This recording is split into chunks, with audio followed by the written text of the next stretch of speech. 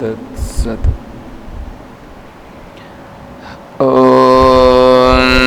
శ్రీ గురుభ్యో నమః. ఓం సదాశివసమారంభాం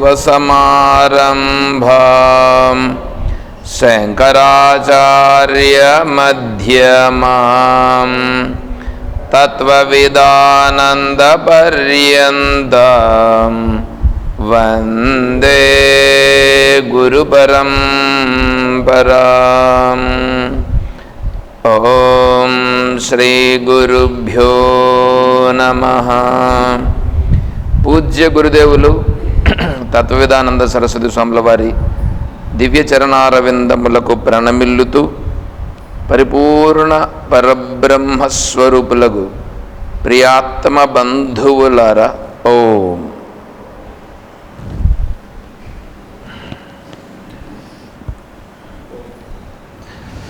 ఓం.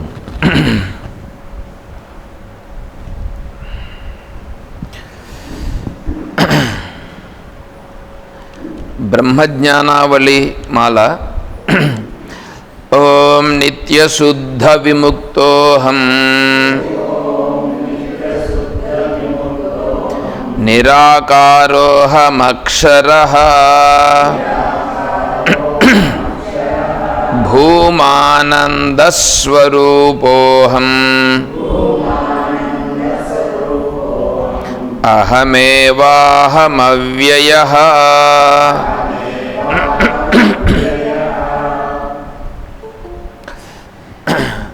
ఇందులో విముక్తోహం,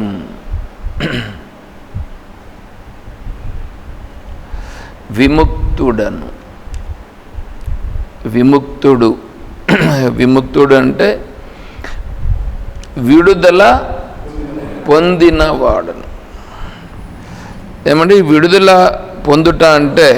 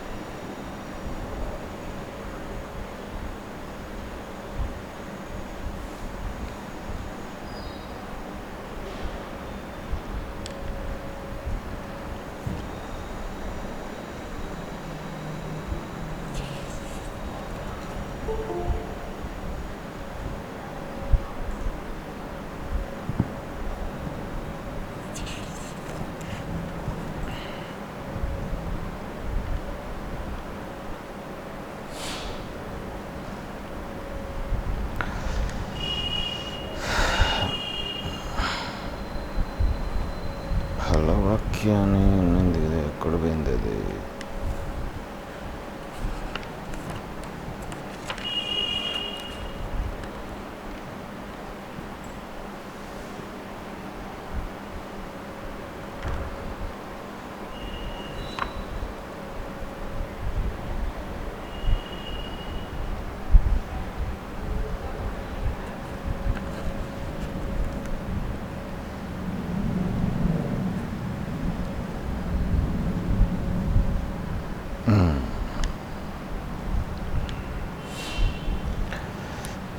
విముక్తి. విముక్తి అంటే ఒకతను ఎవడైనా బంధింపబడి ఉండి బంధము నుండి బయటపడితే అది విముక్తి. అది విముక్తి. ఇక్కడ ఏమంటున్నాడు? విముక్తోహం, నేను విముక్తుడను. దేని నుంచి విముక్తుడు? బంధము నుంచి విముక్తుడు. ఒక్కసారైనా బంధింపబడి ఉంటే ఆ బంధము నుంచి బయటపడాల్సి ఉంటుంది ఎవడైనా. అసలు నేను బంధింపబడే లేను, నేను బంధింపబడే లేను, బంధమే లేదు నాకు. మరి బంధమే లేనప్పుడు ఇంక నేను బయటపడ్డం ఏంది? నమే బంధో నమే ముక్తి నమే శాస్త్రం నమే గురు. నాకు నమే బంధ, బంధం నాకు లేదు, ముక్తి కూడా నాకు లేదు. బంధము లేదు, ముక్తి లేదు. బంధం ఉంటే ముక్తి ఉంటుంది. నమే శాస్త్రం నమే గురు, శాస్త్రం కూడా లేదు, గురువుతో కూడా నాకు పని లేదు. స్వరూప సూర్యేభ్యుదితే స్ఫుటోక్తైర్ గురోర్ మహావాక్య పదై ప్రబుద్ధ. నేను ఎట్లాంటి వాడిని అంటే, నేను ఎట్లాంటి వాడిని అనేటువంటి దాని గురించి చెప్తున్నారంటే, స్వరూప సూర్యేభ్యుదితే. స్వరూపం అనేటువంటిది ఎటువంటిదంటే, సూర్యో అభ్యుదితే. సూర్యుడు ఇప్పుడు ఏం చేశాడంటే, సూర్యుడు ప్రకటించి ఉన్నాడు. సూర్యుడు ప్రకటించి ఉండగా అక్కడ చుట్టుపక్కల ఎక్కడైనా చీకటి ఉంటుందా? ఎక్కడైనా చీకటి ఉంటుందా? చీకటి ఉండే ప్రశ్నే లేదు. మాండుక్య కారికల్లో కూడా ఏమంటారంటే,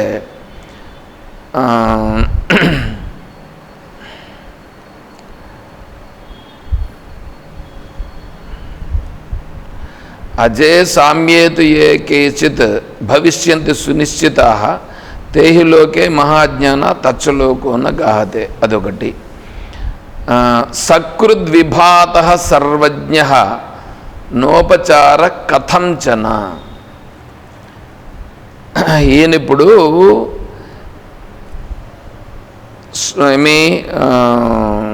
సకృత్ విభాతః.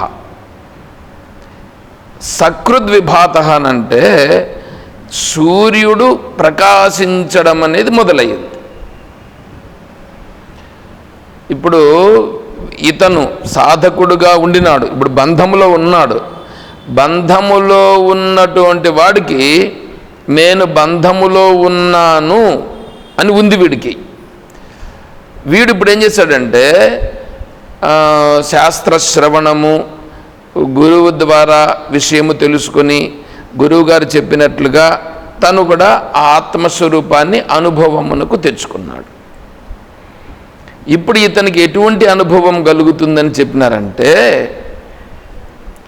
సకృద్విభాతః సర్వజ్ఞః.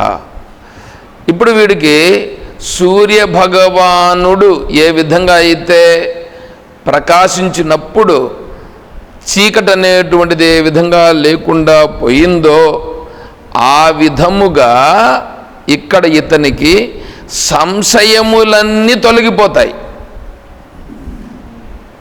విషయము ఇక్కడ బాగా అర్థం చేసుకోవాలి. మనోళ్ళు దీన్ని మళ్ళీ ఏం చేస్తారంటే,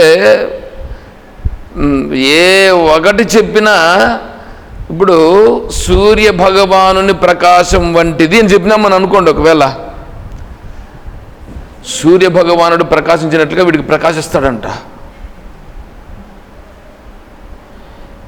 ఏం మాట్లాడాలన్నా కొద్దిగా కష్టమవుతుంది. అందుకని నేను మాట్లాడేదానికి చాలా ఇబ్బంది పడుతుంటా.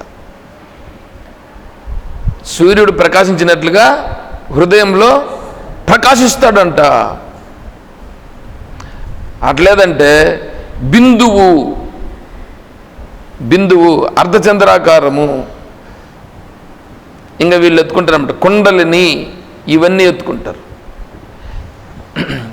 ఇవన్నీ ఏముండవండి, ఇవన్నీ ఏముండవు. అన్నీ తీసి మీరు ఏం చేసినంటే, పరకతో ఇంట్లో చెత్త దోసినట్లుగా అన్నింటినీ తీసి ఎత్తుకొని పోయి చెత్తబుట్టలో పోసేయండి. మీ బుద్ధిలో ఇవి ఏవైతే ఉన్నాయో అవన్నీ తోసేసి చెత్తబుట్టలో పోసేయండి. అంటే ఇవన్నీ కాదు, ఏముండదండి, శాంతిగా ఉంటుంది. శాంతిగా ఉంటుంది. ఏమనే మాత్రము సందేహము లేకుండా ఉంటుంది. ఏమి జరుగుతూ ఉంటే కూడా పట్టనట్లు కాదు, స్పష్టంగా తెలుస్తూ ఉంటుంది. స్పష్టంగా తెలుస్తుంది, నిర్వికారంగా ఉండగలుగుతాడు. స్పష్టంగా తెలుస్తుంది, అన్నీ తెలుస్తాయి. ఏమనే మాత్రము వికారం చెందకుండా ఉంటాడు. ఎట్లంటే ఇప్పుడు మనం కూర్చొని ఉన్నాం, ఆ మేఘాలు కేసి చూస్తున్నాం. మేఘాలు ఎన్నో ఆకారాలు చెందుకుంటూ పోతుంటాయి.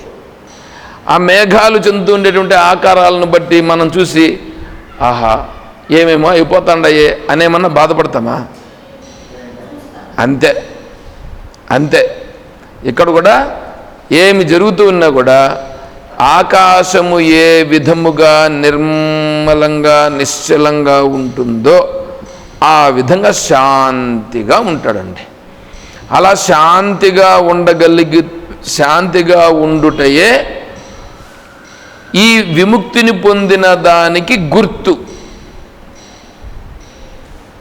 ఏమంటే అర్థమైందా? అది దాంట్లో ఇంకిప్పుడు మనకు క్షేత్రజ్ఞ భాష్యంలో కూడా విచారణ ఇదే జరుగుతుంది. ఏంటంటే శాస్త్రం అనేటువంటిది పనికొస్తుందా పనికిరాదా? ఎవడికి పనికొస్తుంది? ఆ అజ్ఞాన స్థితిలో ఉండేవాడు, అంటే బంధస్థితిలో ఉండానని అనుకుంటా ఉండేవాడికి, బంధములో ఉండానని అనుకుంటూ ఉండేవాడికి, నేను మాట్లాడుతాను మాట చూడండి, వాడు కూడా బంధంలో లేడు. యాక్చువల్గా వాడనుకుంటా ఉన్నాడు. యాక్చువల్గా వాడు కూడా బంధంలో, మీరు ఎవ్వరూ బంధింపబడి లేరు, కానీ మీరే బంధింపబడి ఉండానని అనుకుంటున్నారు. అందుకని మీకు శాస్త్రం అవసరం. ఏనుగు ఏ విధంగా అయితే స్నానం చేసిన తర్వాత చెత్తను తన్నెత్తిన వేసుకుంటుందో అదే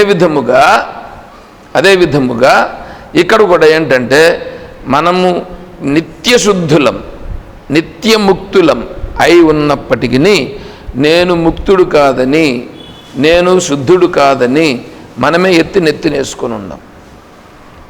అది విషయం.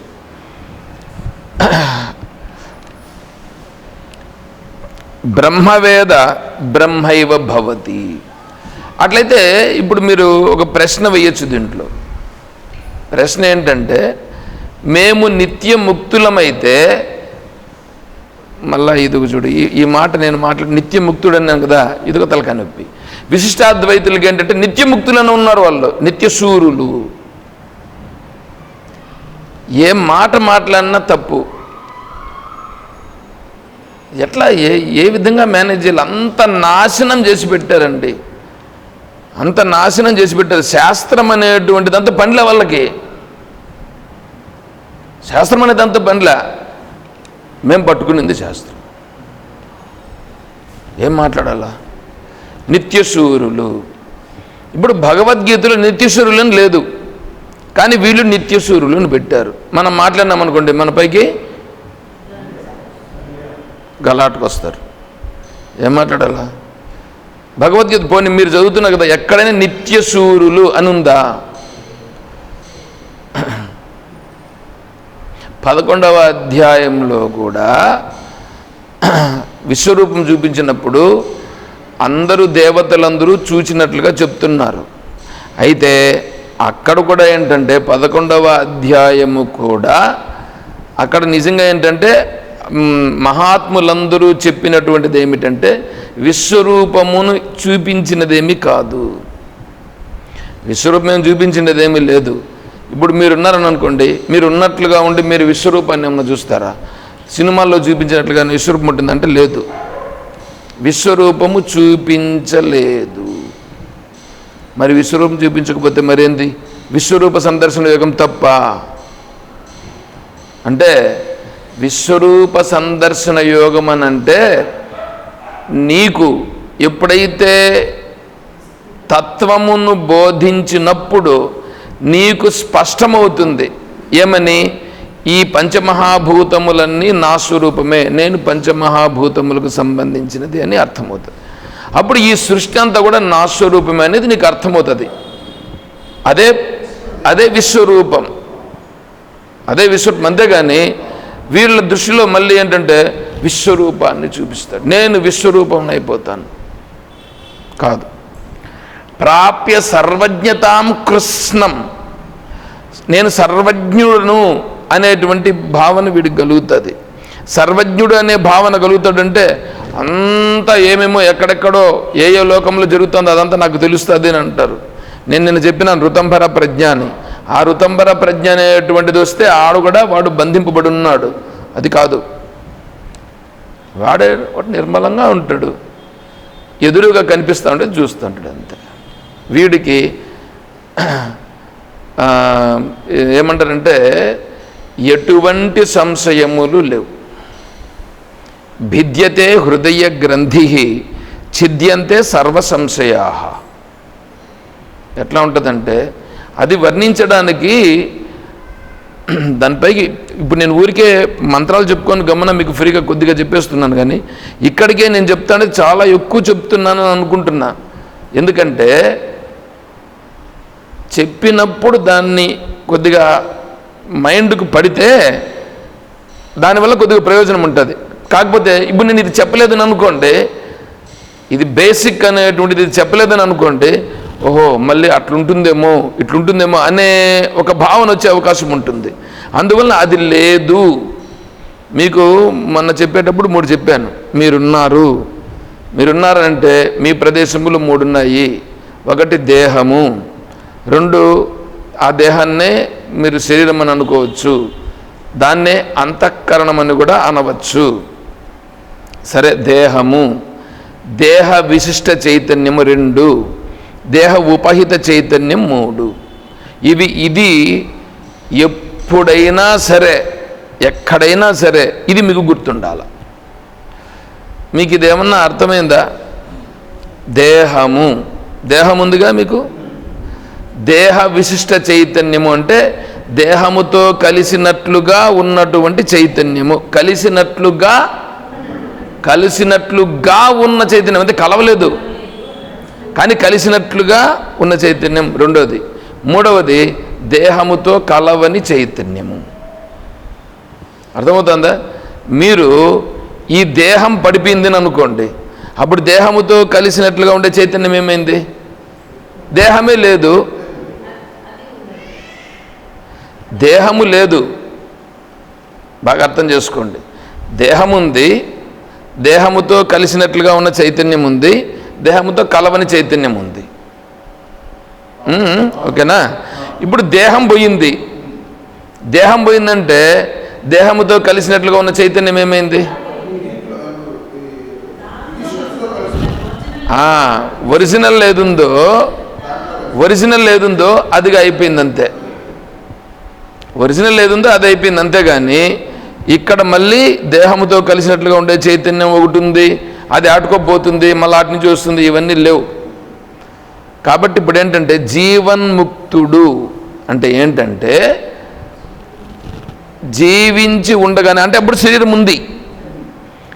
ఉంది, శరీరముతో కలిసినట్లుగా ఉండే చైతన్యం ఉంది, కానీ ఈ శరీరము కానీ ఈ శరీరంతో కలిసినటువంటి చైతన్యం కానీ నేను కాదు. దేహముతో కలవకుండా ఉండే చైతన్య స్వరూపమే నేను అని దృఢమైపోయింది.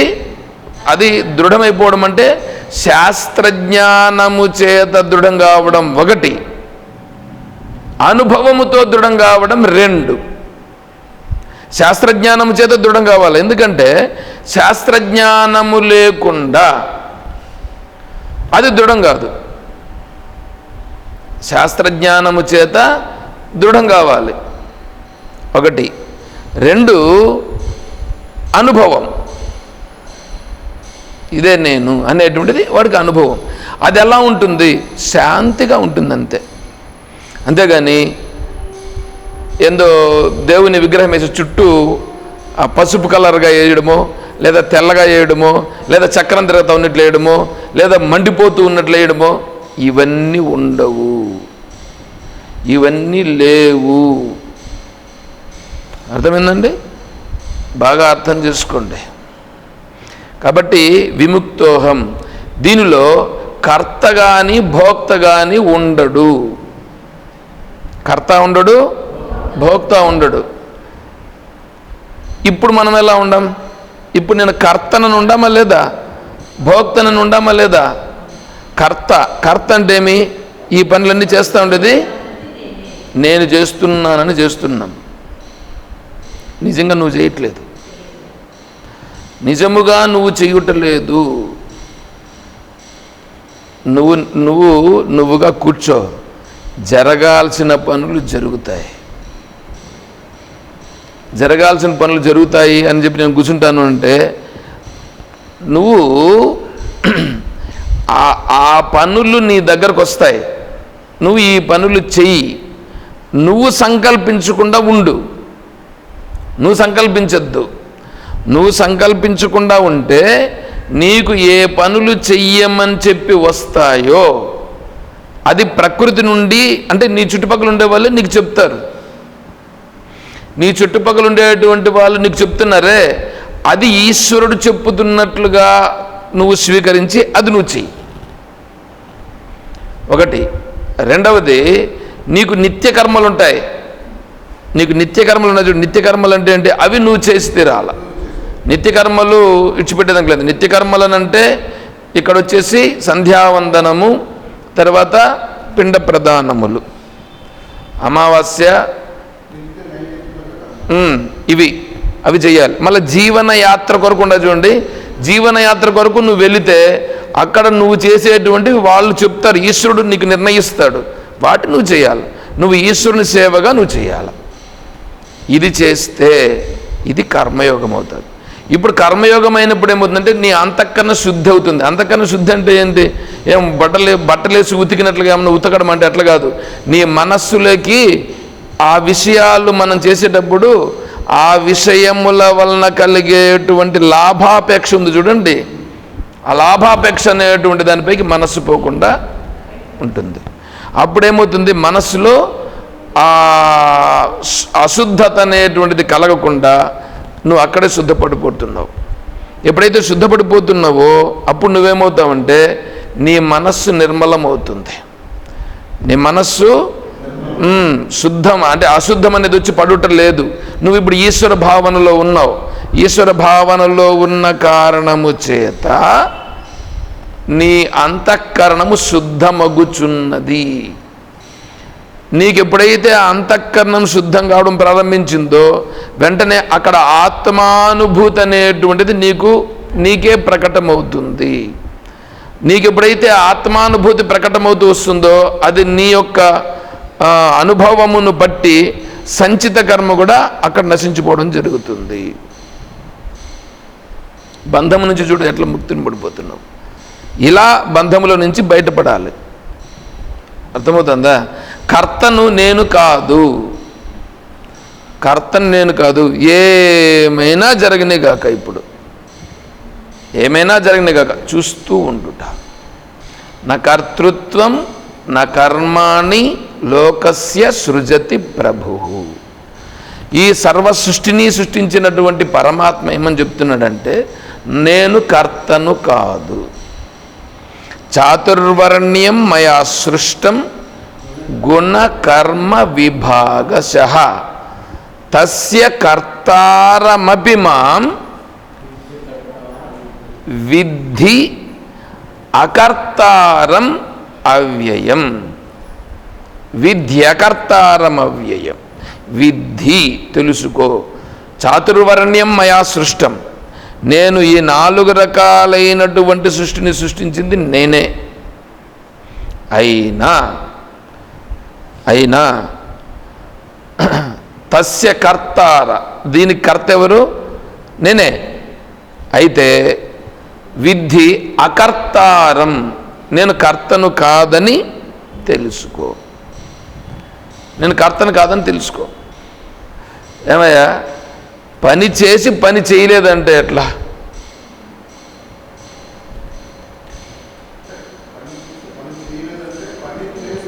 కర్మయందు అకర్మను చూచుట. కర్మణ్యకర్మయ పశ్యేత్ అకర్మణి చ కర్మయ. కర్మయందు అకర్మను చూచుట. కర్మ చేస్తూ ఉండేది ఏది? కర్మ చేస్తూ ఉండేది అందరి యందు కూడా శరీరము మనస్సు కర్మ చేస్తున్నాయి. శరీరము, ప్రాణము, మనస్సు ఇవి కర్మం చేస్తున్నాయి. సాక్షి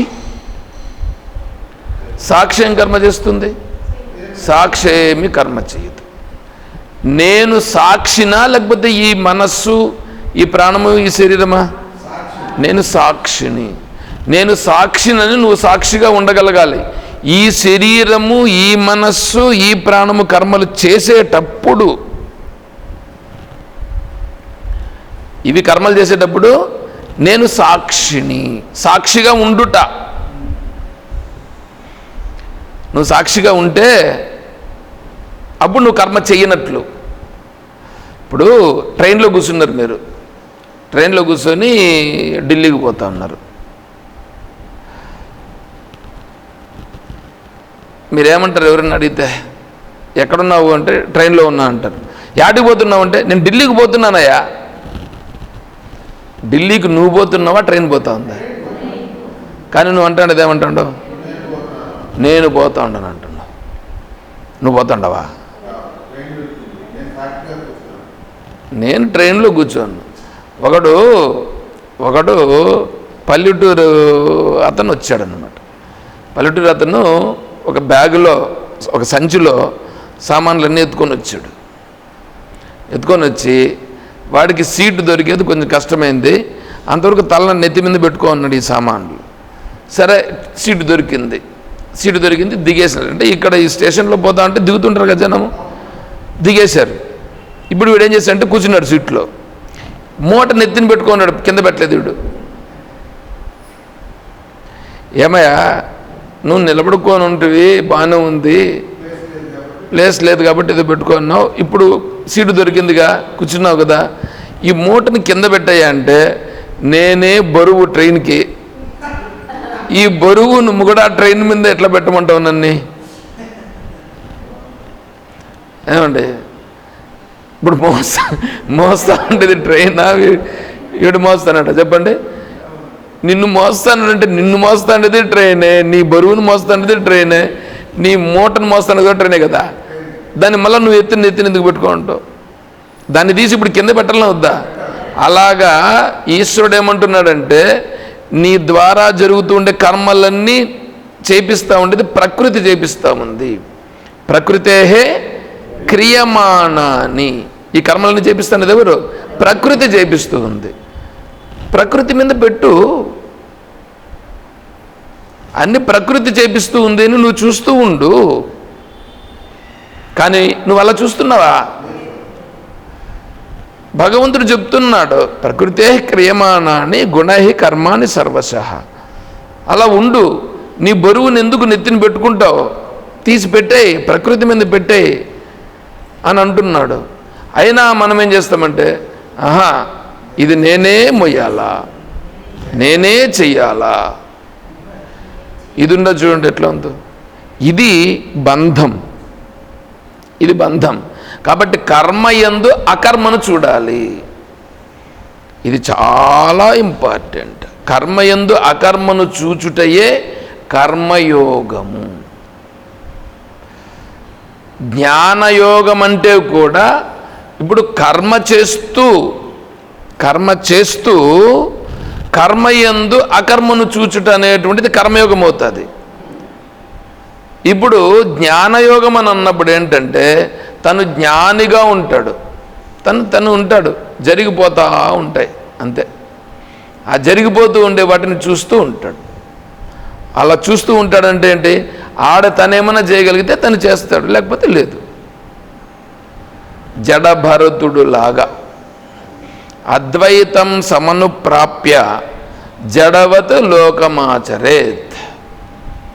నిస్తుతి నిర్నమస్కార నిస్వధాకార. చూడండి ఎట్లా చెప్తున్నా.